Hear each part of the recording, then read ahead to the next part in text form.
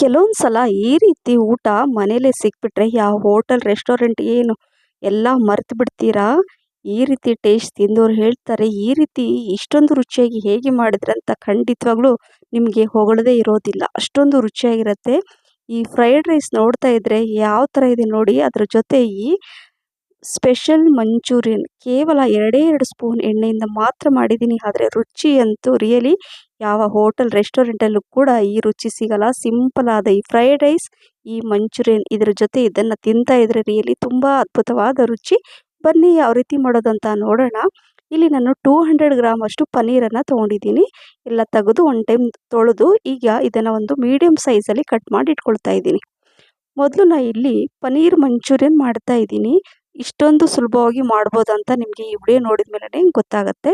ಈಗ ಇಲ್ಲಿ ಗ್ಯಾಸನ್ನು ಆನ್ ಮಾಡಿ ಜಸ್ಟ್ 1 ಟೀ ಸ್ಪೂನಷ್ಟು ಎಣ್ಣೆ ಹಾಕ್ಕೊಂಡು ಸ್ವಲ್ಪ ಅರಿಶಿನ, ಅರ್ಧ ಟೀ ಸ್ಪೂನಷ್ಟು ಅಚ್ಚ ಖಾರದ ಪುಡಿ, ಜೀರಿಗೆ ಪುಡಿ, ಧನಿಯಾ ಪುಡಿ ಅರ್ಧ ಟೀ ಸ್ಪೂನಷ್ಟು ಹಾಕ್ಕೊಂಡು ಸ್ವಲ್ಪ ರುಚಿಗೆ ತಕ್ಕಷ್ಟು ಉಪ್ಪು ಹಾಕ್ಕೊಂಡು ಜಸ್ಟ್ ಲೋ ಫ್ಲೇಮಲ್ಲೇ ಒಂದು 30 ಸೆಕೆಂಡ್ ಇದನ್ನು ಮಿಕ್ಸ್ ಮಾಡಿಕೊಂಡು ಕಟ್ ಮಾಡಿರುವಂತಹ ಈ ಪನ್ನೀರ್ ಕ್ಯೂಬ್ಸನ್ನು ಇದರಲ್ಲಿ ಹಾಕ್ಕೊಂಡು 1 ನಿಮಿಷ ಇದರಲ್ಲಿ ರೋಸ್ಟ್ ಮಾಡ್ಕೋಬೇಕು.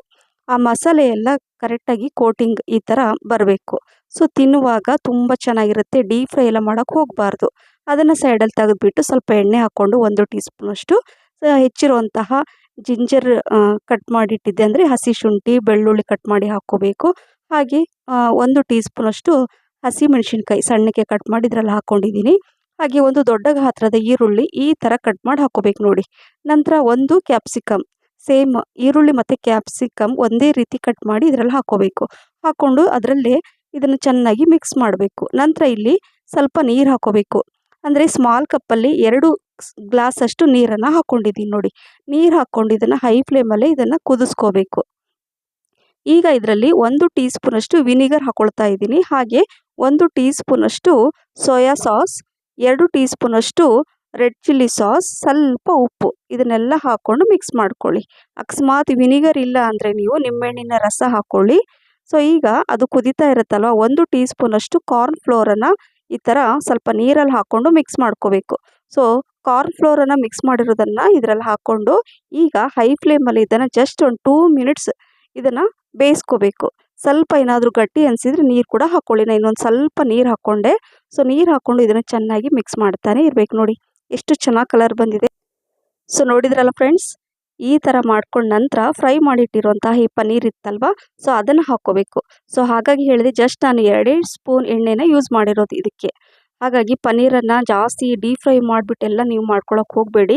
ಸಿಂಪಲ್ಲಾಗಿ ನಾವು ಆರೋಗ್ಯಕರವಾಗಿ ನಾನು ನಿಮಗೆ ಈ ಥರ ಮಾಡ್ಕೊಳ್ತೀನಿ ಅಂತ ತೋರಿಸ್ತಾ ಇದ್ದೀನಿ.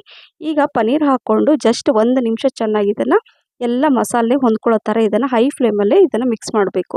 ಆ ಥರ ಕ್ರೀಮಿಯಾಗಿರಬೇಕು, ಜಸ್ಟ್ ಲಿಕ್ವಿಡ್ ಇರಬೇಕು. ಡ್ರೈ ಎಲ್ಲ ಮಾಡ್ಕೊಳ್ಳೋಕೆ ಹೋಗಬೇಡಿ, ಚೆನ್ನಾಗಿರುತ್ತೆ. ಈಗ ಇದನ್ನು ಮಿಕ್ಸ್ ಮಾಡಿ ಈಗ ಅದಾಯಿತು, ಸೈಡಲ್ಲಿ ಇಟ್ಕೊಂಡಿದ್ದೀನಿ.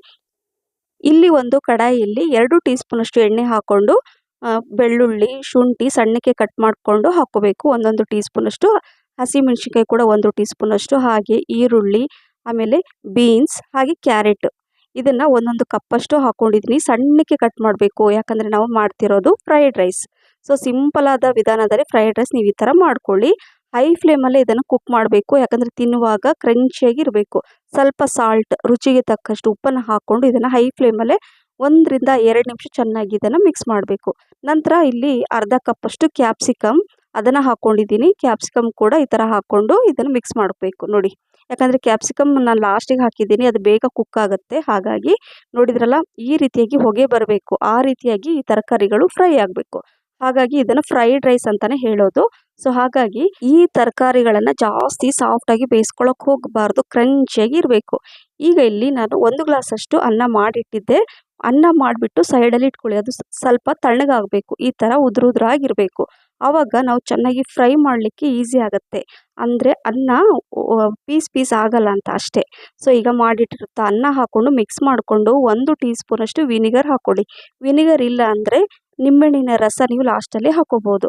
ಸೊ ಈಗ ಹಾಕ್ಕೊಂಡು ಇದನ್ನು ನೋಡಿ 1-2 ನಿಮಿಷ ಚೆನ್ನಾಗಿ ಹೈ ಫ್ಲೇಮಲ್ಲಿ ಇದನ್ನು ಫ್ರೈ ಮಾಡ್ಕೋಬೇಕು. ಸೊ ನೋಡಿದ್ರಲ್ಲ, ಎಷ್ಟು ಚೆನ್ನಾಗಿ ಕಲರ್ಫುಲ್ಲಾಗಿ ಕಾಣಿಸ್ತಾ ಇದೆ. ತುಂಬ ಚೆನ್ನಾಗಿರುತ್ತೆ. ಸಿಂಪಲ್ ಆದ ವಿಧಾನದಲ್ಲಿ ಇವತ್ತು ನಾನು ನಿಮ್ಗೆ ತೋರಿಸಿದ್ದೀನಿ. ಇವತ್ತೇ ಇದನ್ನು ಮಿಸ್ ಮಾಡದೆ ಮಾಡಿದ್ದೀನಿ ಅಂತ ಹೇಳ್ತಾ ಇದ್ದೀನಿ ಫ್ರೆಂಡ್ಸ್. ಸೊ ಕಲರ್ಫುಲ್ ಆದ ತುಂಬಾ ಸಿಂಪಲ್ ಆದ ವಿಧಾನದಲ್ಲಿ ರುಚಿಯಾದಂತಹ ಈ ಫ್ರೈಡ್ ರೈಸ್ ಕೂಡ ರೆಡಿ ಆಯಿತು.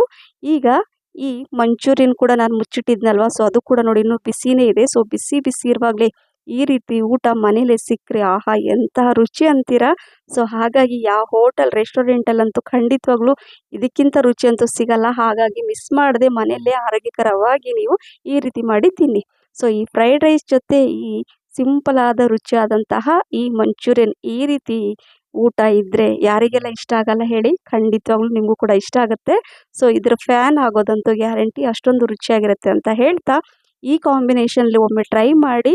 ಇದು ಎಲ್ಲರ ಫೇವ್ರೆಟ್ ರೆಸಿಪಿ ಆಗೋದಂತೂ ಖಂಡಿತವಾಗ್ಲೂ ಆಗುತ್ತೆ. ಸೊ ನೋಡಿದ್ರಲ್ಲ ಫ್ರೆಂಡ್ಸ್, ಈ ರೆಸಿಪಿ ನಿಮಗೆ ಖಂಡಿತವಾಗ್ಲೂ ಕಣ್ಣಿಗೆ ಎಷ್ಟು ಸುಂದರವಾಗಿ ಕಾಣಿಸ್ತಾ ಇದೆ, ರುಚಿ ಅಂತೂ ಅದರ ಡಬಲ್ ಅಂತ ಹೇಳ್ಬೋದು. ಈ ರೆಸಿಪಿ ನಿಮಗೆ ಇಷ್ಟ ಆಗಿದ್ದರೆ ಲೈಕ್, ಶೇರ್, ಕಮೆಂಟ್ಸ್ ಮತ್ತು ಸಬ್ಸ್ಕ್ರೈಬ್ ಮಾಡಿ. ನಿಮ್ಮ ಫ್ರೆಂಡ್ಸ್ ಮತ್ತು ಫ್ಯಾಮಿಲಿ ಕೂಡ ಶೇರ್ ಮಾಡಿ.